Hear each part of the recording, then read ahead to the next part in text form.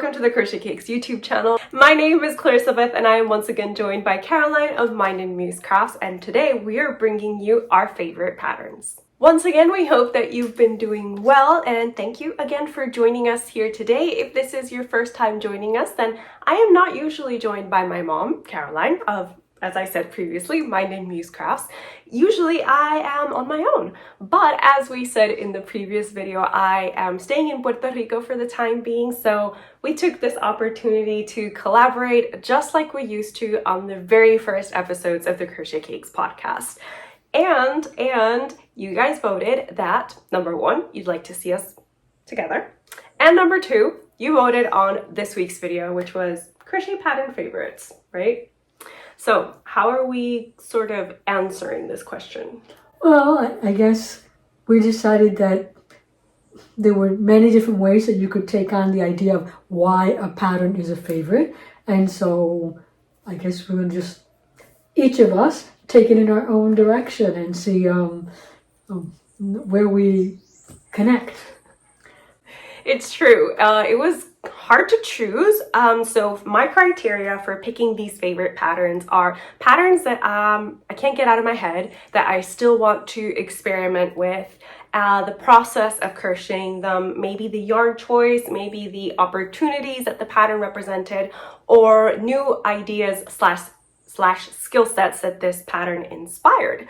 So that was my criteria for favorites and my thought process. What's yours? Well, I thought that a pattern can be favorite for many reasons. I thought that maybe it was because you just liked the pattern itself, the way it was set up, the way it was constructed, the amount of hints, the help that it gave you, the photos that were included. So you just liked the way that pattern was written up. That could make it a favorite. I thought that you could, as you said, I also agree, the things that you learned. I love this project because I learned so much from it, and I know I can apply what I learned to future projects. It might be favorite because it's connected to memories that you have in the moment that you were making it, the reasons why you chose to make it, the yarn. I love the yarn. And so I just went more or less in that direction. I also think those are interesting reasons. I have to admit though that I don't think I picked any of my favorites based on how the pattern was actually written. I think I picked it more on the end product because I used to be, and still for the most part am, a product-based crocheter. So I crochet things that I want, and I suffer through the process sometimes because I want that end product. But yeah, let's get right into it. And one of the things that we decided was to pick different favorites categories, right? So we're starting with Yeah, I think we each picked our categories, so we might not coincide with the categories. That's true. So my first category is past makes. Okay, so I think we didn't pick the same thing. No, the only category we actually have in common is the what's on my radar. Mm-hmm. Yeah. How about I do one and then you do one? So past makes, my favorite past makes, I have the popcorn pullover. And this one's an interesting favorite because it's my favorite not because my finished item looks like the cover photo. It's actually my favorite because it doesn't. So the popcorn pullover is a vintage 1980s pattern. I bought it off Etsy. It's designed for DK weight cotton, and I used a sport weight cotton linen blend. It was indie dyed by, I believe she's now Forbidden Fiber Co. She used to be Forbidden Woolery. And the design being 80s has that rib that tucks it in, so then the sweater itself kind of droops over that rib. And I don't like that look. So I consciously chose a yarn that was going to be thinner, hoping it would give me a more svelte uniform look, and it did.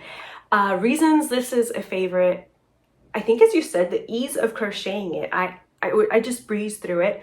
It was a new to me construction at the time because it was crocheted in pieces, bottom up, and you use the T design. So you go like this, and that's why it's called a T. So I loved that, and it's still one of my favorites because the color that I chose is a color I'm still attracted to. It's got sort of caramel brown notes, and I love that color. I think that people you know, fashion companies tend to do brown a disservice by just usually doing dirt brown as the only brown that's available. So it's still an item that I really choose, and I find different ways to incorporate it into my wardrobe. And it doesn't hurt that at the moment we were big fans of Harry Potter, and the yarn was called Chocolate Frogs. Chocolate Frogs, yeah. So, you know, it evokes all those warm memories. That always helps to turn something into a favorite. Yeah. So that is my past make favorite. And hopefully, I don't know, because this is not my channel, I won't be doing the editing. I'm just here to as a prop, like Elizabeth would say. We can include photos, past photos. Oh yeah, definitely. Or whatever we have, whatever we can find that will help you see what we mean. They'll be and up. In the description box, the links. Oh yeah, in case you want to make it. And also, I'm gonna include a video link in the description box and in the iCard above, because a couple of years ago, 2 years ago, I think, I did a dark academia with crochet, and I believe that most of the patterns that I'm mentioning here I styled in that video, so I'll also link that for you in the description box. Okay, so I guess that's what you would have expected. If you ask us from our favorites, they're going to be things that you have seen before, because something is favorite because you have worked with it and you really have gotten attached to it. So, yeah. I'm going to, my first category, favorite, because I love working with the yarn, because I use silk yarn to make it, and I just love the outcome, the final outcome. It was my first crochet sweater, following a Addie Day's blurred lines sweater pattern, and it had all kinds of different techniques. It had these short rows at the back to raise it up. It had long sleeves, and it had the, what do you call, a thumb hole at the end of the sleeves was optional, I guess. And it also had stripes, which was, at the moment, it was a thing going on in knitting. Faded. How fading your colors into each other. And I just loved the way that came out. It was so soft. It was so luxurious. I would say that I made it a little bit small, because some of the people making it at the time said that it turned out large. Some people that were like my size said that it was larger than what they wanted. So I tended to make the smaller size. And if I would make it again, I wouldn't, because it shrunk in the dryer. But the time that it shrunk, it was just, I couldn't use it anymore anyway. And then she tried giving it to me, and I used it once, and I was like, Mom, I don't fit into this sweater. So it is currently in my house in a crochet giveaway pile. I'm hoping to donate it, and it's tagged with the fiber that it's made with and everything, just to make it easier for the person who receives it. Right, and it's another one where, because the yarn was silk, one of the yarns was silk, well, they both had silk content, and because they were Harry Potter associated or magic associated. So one of them was called Hermione, and the other one was called Magic something. Something about magic being everywhere, or a little bit of magic somewhere. That was from Craft and Eat Treats. And they were such a very light colors. I really liked it a lot. And I have had for a while now yarn stashed away to remake that, because I purchased a silk yarn. Unfortunately, I didn't purchase the yarn. I purchased the batting, and didn't realize at the moment. I have no idea why. Did I not read? And so, but I did find a follower on, I believe, on YouTube and Instagram, who was a spinner. And so she agreed to have me send her the batting, and you know, life gets complicating. Everybody has things to do. But ultimately, she did send me, I think it was 2 Thanksgivings ago. She sent me the yarn that had been spun, the batting that had been spun into yarn, and I have it stashed away. It just turned out to be, the yarn was called Peacock, the batting. And I thought it was going to be one color, and it turned out to be something a little different, so I couldn't use it with the original yarn that I wanted to use it with, but I had that stashed away to make another bloodline sweater. Okay. So in terms of yarn that I've loved working with, this next category for me is favorite designs by me. And this was really hard to choose because, yeah, I tend to design things that I want to wear, so it's hard to pick a favorite out of my designs, but I am picking this one because, as Mom said, I really enjoyed working with the yarn. It was my first time working with this particular yarn. Not only was I working with new yarn, but I was my first sponsored yarn project, and this was my first collaboration with We Crochet, and I used their Hawthorn fingering, which is a very high twist on the thicker end of fingering weight yarns because it has 380 yards versus, you know, the typical 420 yards that you can find in a fingering weight yarn. So I really liked this. Not only did I thoroughly enjoy working with the yarn, but I loved designing the sweater, and it's the Eat Cake sweater. It's still my favorite for those two reasons, but also because I had so much fun doing the photo shoot for the Eat Cake sweater. It was the project from start to finish to designing to everything was inspired by a reel that, if I find it again, I will put it up here. Credits to Asta Darling on Instagram. She did a reel where she dressed up as Marie Antoinette for her birthday, and it was to the song of Queen, where she says, Killer Queen, that's the name of the song, where she goes, let them eat cake just like Marie Antoinette. And I was like, done. Like, I just had a brilliant idea. So yeah, just like you, that one was a favorite for yarn, but it's so much more. It's just the memories it evokes are so good. And I also crocheted other versions of that sweater. One more version that Mom ended up inheriting because it was a happy accident, just using all the cotton linen blend yarn that I had, and one of them was thinner than the other, so I ended up with like an asymmetrical tail, and that was a happy accident. So that's my second favorite pattern. Although I also have to do an honorable mention for the flower duster because I just love it. And I know many people do too. If you have no idea what I'm talking about, it's a picture right here. So that's me and my honorable mentions for favorite things I've designed.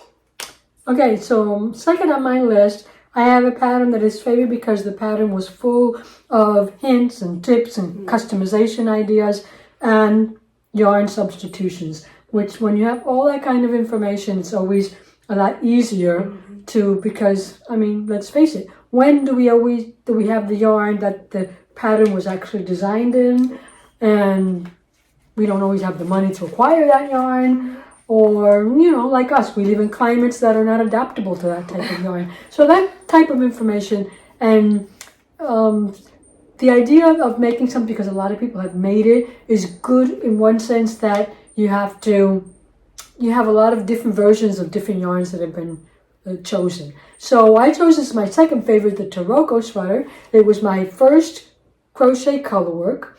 I worked with Kobasi yarn, which is a cotton, bamboo, silk, and elastic blend. And everybody kept telling me that because it was crochet color work, I was going to need wool, because if not, you would see too much of the yarns going through it, and I didn't have that problem. I thought that the yarns hid themselves very well. A mistake I did make was that I used a lace weight wool to get some wool into it for part of it, and that I used that lace weight double, and that lace weight ended up felting. And so in one of the wash times that I washed it, and so it became like very hard, and that part became very dense. And so Taroko is just one of those patterns that I would make again because of the fact that I can no longer use it. But I would make it again because it had all of those little hints and how to make that central crochet stitch correctly, about your tension. And so my favorite, because it was my first color work, and because the pattern was so well written, I was able to be successful even though I was substituting yarns. That's always good. I've worked crochet color work also kind of combining. Well, tapestry crochet, because I know there's different forms of crochet color work. Like I've done my own designs in crochet, but not this type of tapestry where you have different stitch patterns in different sections and that type of thing. Well, I worked her mosaic, one of her mosaic patterns. That's the one I did. But speaking of things that you've designed using tapestry crochet, my next category is things that Mom has designed that I really like. And if you've watched this channel before, especially for my autumn makes checklist, you probably know I'm going to say the otoño tapestry, which I just happen to turn into a cushion. Every year when autumn comes along, I just want to crochet it because it's one of those fun projects, and I think that was actually my first ever crochet color work. And I remember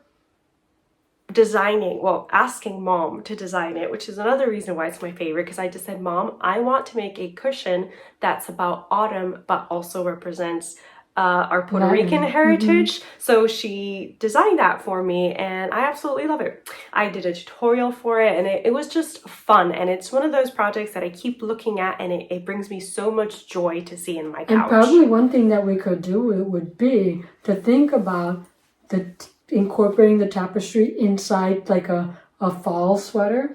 Yeah, like I would like a bat wing sweater that has that fall design at the front, and I think that would be nice. I think that would work really well. It's certainly something I would be open to trying. I would just use a lighter weight yarn, so either sport weight or fingering weight yarn to crochet it. And another project from you that I absolutely love that actually uses, I think it's DK weight yarn, is her pointed collar. Mom designed a pointed collar that I really enjoy. I didn't enjoy so much that when I tested it, I just used the yarn that I had on hand, which happened to be kind of like a corn yellow, and I don't look good in corn yellow. So I think that's one of the reasons I don't use it as often. And I do want to crochet it again in a color that's more flattering to my skin tone, and also possibly make it a little bit wider so that I can use it on top of shirts that already have collars, just to add a pop of crochet and possibly color. Or maybe under a sweater that doesn't have a collar. Yeah, exactly. So if I extend the bottom part, I can just pin it to a sweater that doesn't have a collar and it looks like I'm wearing a collar under it. Right. So since we've been talking about favorite makes from ones that I have designed, then my third category was also a favorite make of my own, and I chose one of my C2C patterns because it was a design that I made under Elizabeth's request. She requested that I design something for Latin Heritage Month, and that year I designed La Garita wall art. And I worked on it, learned C2C. I made one, I'm not sure if that was the first one or if... No, you made the coquille one first. The coquille came first. And then... But the coquille was much smaller, so although I practiced C2C, I also made another blanket in C2C. So then I went back to C2C for this one. It was much larger wall art. It was made by incorporating a photo that I found on the internet into stitch fiddle, and then fiddling with stitch fiddle to get the colors and the color changes and the colors that I had in my stash. And ultimately, after I made it, I went back again and fiddled with it because Elizabeth wanted something green at the bottom. And then I thought, oh, well, we should have some birds in the sky. And so I went, in that moment, I did them separately. I crocheted them and then attached the appliques, but then I went back to the stitch fiddle pattern and I actually incorporated them into the design. So lots of learning there on how to use the stitch fiddle, which is an all-time favorite pattern resource also for crocheting. And there's so much about it that I don't know, but it's very useful. It has been very useful to me up to the point where I pay a yearly subscription so that I can save my work and share my work. And so it sits in our it's in our living room. It takes up a big wall of our living room, and we just decided to turn that into kind of like a Puerto Rican inspired wall. That's where we're going to put all the artwork that reminds us of home. And it's usually a conversation starter. When people first visit the house, they're like, oh, hello, wow, what is that? I don't know what it means underneath, but initially it calls their attention. Yeah. So I'm currently working on a second one that my son-in-law asked me to make, and we'll see how that goes. But this carita, I would like to go back and make it, but I don't know anybody else who would want to have that in their household. It does take a lot of yarn. It took me over a year to complete. Mm-hmm. And I only completed it because Elizabeth and her husband came down for Christmas, and I always said, I'm going to give this away to Edison as a Christmas gift with her husband, Edison. And he was very happy to receive it because he's so crochet worthy. It's not funny. He really does appreciate all the handmade gifts. But speaking of things that take up time and eat up yarn, it's my current favorite make, and that is something that I've actually knit this year, and that is the Love Magic sweater. Now, you might say, oh, it's a sweater, they always take up a lot of yarn, but it had bell sleeves. Like, after you block them, they're about this big, and it was like crocheting 3 sweaters. And I went into a little bit of detail on this in the Mind and Musecraft's previous podcast video, and I also kind of did a whole video dedicated to autumnal makes that I'll link for you as well, and I went into a lot more detail. But basically, it's one of my favorites because it was a challenge for me. I wanted to challenge myself to make this sweater because I wanted to test out the possibility of making it again in black so that I could do a Morticia-like handmade dress. Yeah, Morticia Adams. So it's also a favorite because it was just one of those knit projects that I started, and it just went by fast, even with making basically 3 sweaters. And also, it was the first time that I ever knit a raglan sweater, and it was fun, I have to say. I also learned that you don't necessarily, at least in knitting, have to increase raglans until you get to under the armhole. She actually increases at one point, and when she's happy with the sleeve width, she stops increasing on the raglan sleeve side, and she only increases on the body. And I'm still kind of playing with ideas around in my head to try and incorporate that into crochet, because I think that's one of the issues with top-down designs, is that usually when we end up with a bigger arm's eye than we would like. True. So yeah, I get it. I get it when you're really into your crochet and your knitting, but you don't crochet just to crochet or knit. You also do it because you want to open your horizons, learn new things, and be able to apply things in the future. So my next favorite was a favorite which taught me a new stitch and also taught me a new construction technique that I thought was really interesting and helpful and useful. So that was the Kelly crew neck that I made recently. That's one of my most recent sweater makes. Unfortunately, I don't know that the Stylecraft yarn that I chose made it look its best. I mean, when you work so hard on something like a sweater, you kind of like want to make it in a yarn that you can use the sweater over and over again, maybe even for years to come, right? And the Stylecraft DK that I used, it was in my stash, but I don't know. I don't know if I ended up liking the ultimate finished product, the yarn, fabric, the fabric created by the yarn in the long run. But I used the half double crochet herringbone stitch. I learned the difference between a single crochet herringbone stitch, a half double crochet herringbone stitch, and a double crochet herringbone stitch, because she also uses a double crochet herringbone stitch.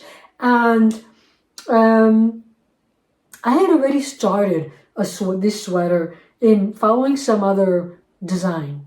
So when I found this pattern in my stash, I said, oh, this I think is going to be good for what I'm making. And so I changed it, but I had already started a stitch pattern and a stitch count. So I didn't exactly follow the pattern, but I would make it again following the pattern, and I'm using maybe not 100% wool, merino wool, but merino wool cotton or merino, some type of blend, or merino acrylic. And I think it would look so much nicer on the body, because the construction, the way the way she starts and comes over on one side, does the other side, and then joins them and then continues in the round. It just caught my attention. I've worked several patterns with that construction. I've actually designed 2 patterns with that construction where you start at the top back and then work your way. So it's a bit seamless, but you do have to like cut yarn and attach and everything. But speaking of yarny blends and things like that, I love kind of cotton wool blends. So I know that Tony from Teal Yarn Crafts just did the Hobie yarn, the Happy Place, which is 50-50, I believe. It's 50% cotton, 50% merino, and it's DK weight. I don't know if that's the weight that you need, but she has some nice colors. You know that my preference is actually cotton cashmere blend, like the shirt that I'm wearing. It's a cotton cashmere blend, but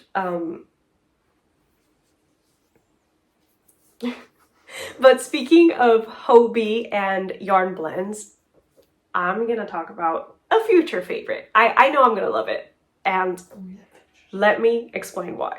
So you guys have heard me talk about the, I believe it's called the Poppins sweater by Laura Algarra. It's a pattern that's written in Spanish, and I've mentioned this pattern previously because it's been on my Make 9 list for at least since it came out.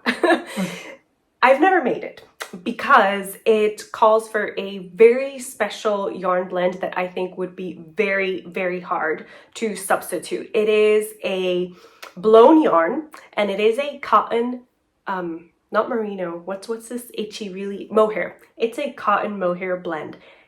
Because it's a blown yarn, it's a very light yarn. Like when you hold it, it's insubstantial. You don't feel like you're holding anything in your hands.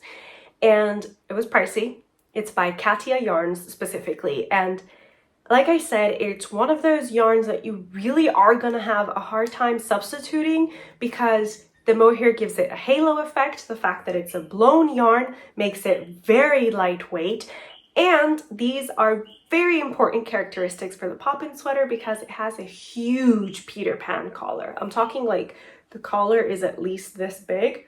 So you know that's going to be the heaviest part of the sweater. And if you do a 100% cotton yarn, even if it's blown, it's going to be very heavy. If you try to substitute wool, I think it'll still be very heavy, and it might just distort some of the fluff that you kind of need to just, I don't know, give the pattern a little oomph.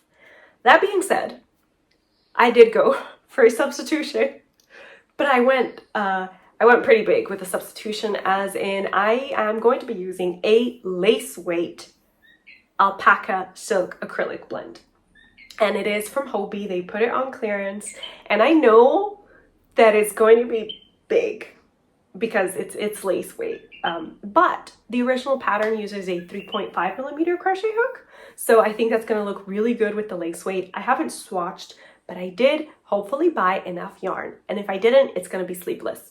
If I didn't, I'm just going to crochet the panels, seam them together, and then do the collar. I think those are, for me, the most important parts of the pattern. So I'm excited for that to be a new favorite, as I said, because of the yarn choice. I've never worked with a lace weight yarn in the sense that I'm going to be crocheting an entire top out of it, and I'm excited to see how it turns out. Also a little bit scared because, you know, the substitution seems a little... You went way...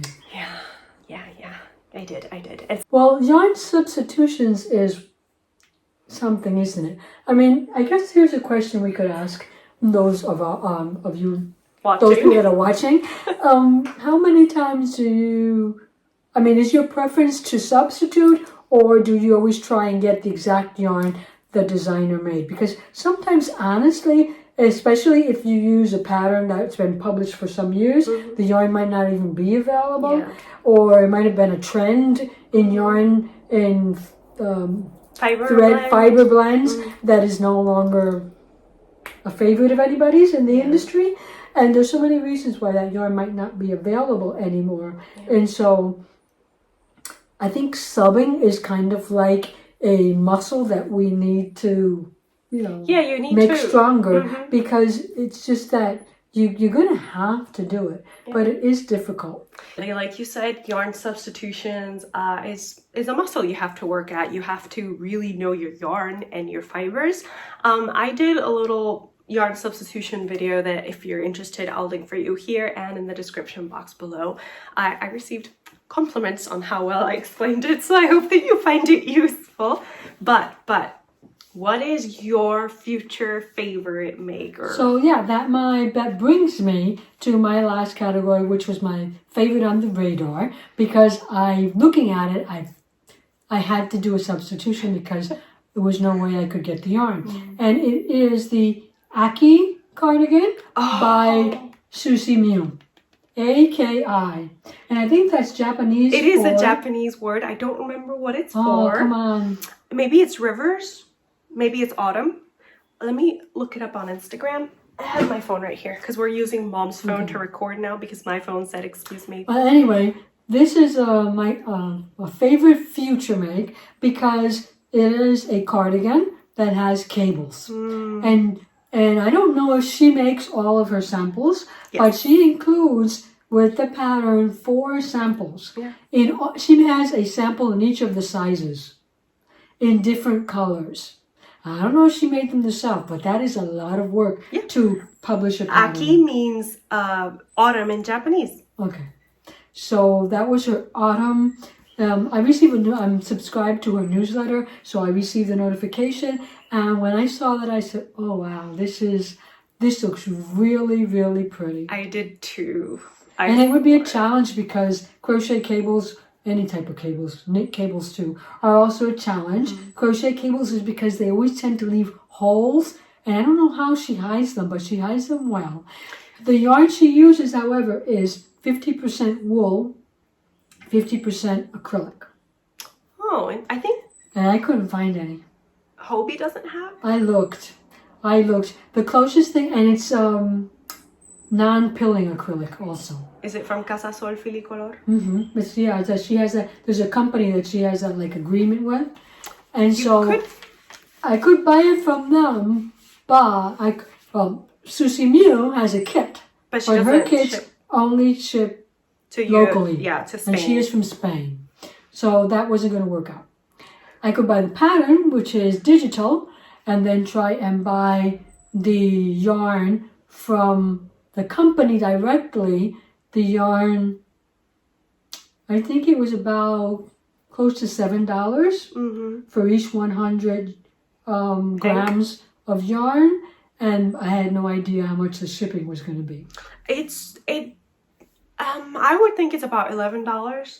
It's not that horrible because I remember that Susie Mew has designed many a pattern that I'm like, I need it. But usually she designs it in Casa Sol Filicolor yarn, and it's hard to source if you're out of Spain. But I did find a local to Spain yarn store that shipped to the US, and she was charging me $11 of shipping for a fixed number of hanks. How many were there? I think I had 5. I need 9. See, it uses a lot of yarn. 900 grams is a lot of yarn. Well, it's the cables. The cables eat up a lot of yarn. So I found, for example, Knit Picks Mighty Stitch, which is 80% acrylic and 20% wool. And I thought, well, that might be okay. They're having a sale starting today. Well, the original yarn has 100 grams, 200 meters. This one had 100 grams. Well, let me go by yardage because this one didn't have the meters. The original one has 100 grams, 218 yards, and this one has 100 grams, 208 yards. So I thought it would be similar. And there were colors there that I could use. Yeah, because this, if I'm not wrong, they also have the Knit Picks Mighty Stitch, but they also have, I think this is the one they released. The original one is DK, so I was looking for DK. Yeah. That the difference is that this wool, it's not merino, so the yarn will not be as soft, and it is also, the acrylic is not anti-pilling, so you might get that there. And if you want a cable sweater, you don't want it to pill. Did you try the Heatherly range from We Crochet? The Heatherly range, I believe, is also 80% acrylic, 20% merino wool. So they have, I think they do have a range. But the same thing, the acrylic wasn't anti-pilling. Yeah, it's not anti-pilling. The only anti-pilling that I found was from Premier Yarns, and they've got an anti-pilling acrylic merino. It was on sale actually for $2.99. Oh. But it was 55% superwash merino, 45% anti-pilling. That's close. There were only 3 colors left, and they were horrible on me. It was like a maybe turquoisey kind of green, and then a bright, it was called Flame, so it's a bright orange, and the other one was called Cardinal, so it's like a reddish orange. And so I didn't want to go through all the trouble of making a cable sweater and then not like the colors. See, the thing with Heatherly wool, Heatherly does have it's just worsted or sport though. It's not DK, but it is 80% acrylic, 20% merino. So it's just not anti-pilling acrylic. And it is 328 yards. Yeah, the yardage is very different. Very different. Yeah. So I thought the Premier, if I can convince myself to make it in a color that I don't really like. You shouldn't do that. I might do it. Because the colors on the screen also might not be the exact colors that you get. So there might be some differences there. But that is a future make that I would love to make, love to learn. And also, but it would have to be done before. She's having a cow, which is another good thing when you get a lot of people together making the same thing. So she's got a cow that starts, I think, the 15th of November. And so if you were to start there, it runs for 9 weeks. But if you work at something and you get it done before that, you might have it done for the winter season. So that's true.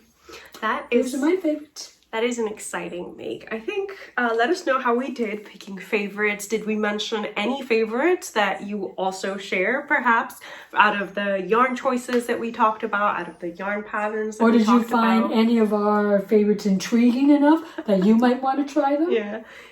So yeah, just let us know in the comment section down below. We are so very, very glad that you decided to click that watch button and join us for a little bit of crafty time. We hope that we've kept you entertained and, you know, let us know, did we do a good job? You know, it's been a while since we've shared the screen together doing an actual exchange. And not actually showing any makes. Yeah, that's true. They're all going to be shown on the camera. With a chatty. Have we ever done just a chatty video where we didn't talk about what we were doing? No, we haven't. But we could, because the second favorite for videos we should make was our favorite crochet tools. So if that is something that interests you, then also let us know in the comment section. And we still have 3 more weeks together, so we could do a little recording again and release it for you guys to share in our crafty endeavors. Definitely just to, you know, thank you. We hope that you are doing well. We know that there's many, many things that are going wrong in the world right now. So thank you. Don't miss our next videos. I think I'll probably be up next for a video on my channel, and I will be talking about one of my favorites there, a pattern that is for its simplicity, and because I like the way it comes out, I will be talking about the hexagon cardigan. We hope that you've enjoyed our company, and if you like this video, don't forget you can give it a thumbs up. If you're not subscribed to the channel, you can subscribe, just, you know, clicking that subscribe button down below, or at the end credits, my name, Crochet Cakes. You can also subscribe through there. Hit the like, hit the share it with somebody else who's having a rough time and needs a little bit of distraction or inspiration. Definitely. And if you would like to support this channel, don't forget that you can head on over to Ko-fi if you would so like. And incidentally, having said that, a shout out to Evelyn. Thank you so much for donating to my Ko-fi page. It is greatly appreciated, and it's definitely not taken for granted. So thank you so much, Evelyn, and we hope to see you in our next video. Bye! Bye for now!